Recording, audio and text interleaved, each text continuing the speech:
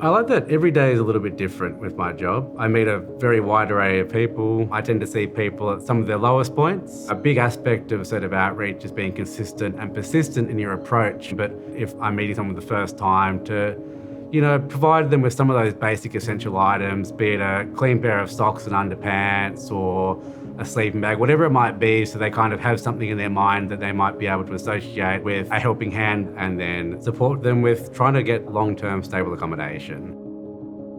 As a caseworker, every day can be quite different and presents different challenges.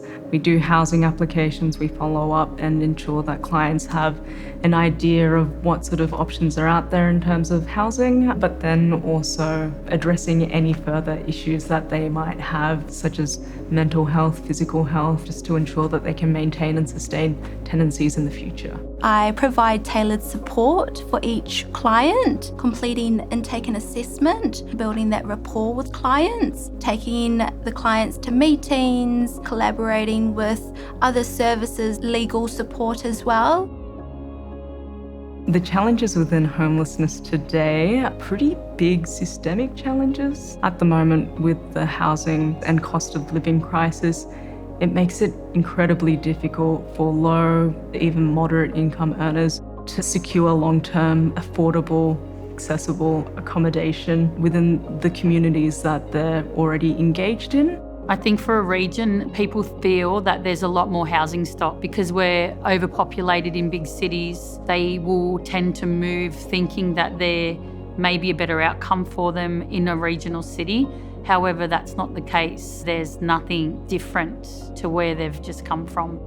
Homelessness is such a big issue, and sometimes people are desperate and feel that we're like miracle workers. And with barriers in homelessness, we can only do a certain amount of work at a certain amount of times. It would be probably the toughest part of the job, is that you can't help everyone at times of need.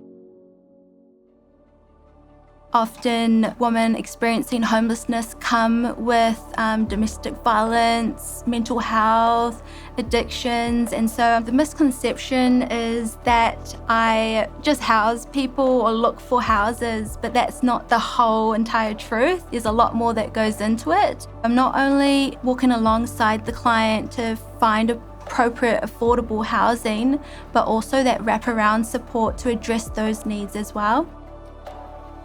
The Salvation Army is doing a really good job with linking us in with multiple services, which are all specialised in their own different areas. It allows me to try and get everyone what they're entitled to, which is a safe place to live. We're able to refer in-house, so whether it's money care, doorways and other services, we're very lucky to be able to use our organisation in many different fields, and that's, I think, the beauty of being able to collaborate in the cause, because everything's there. What I like most about my role is seeing the faces of my clients when they are housed, just seeing the resilience that has paid off and knowing that they are in safe, appropriate housing.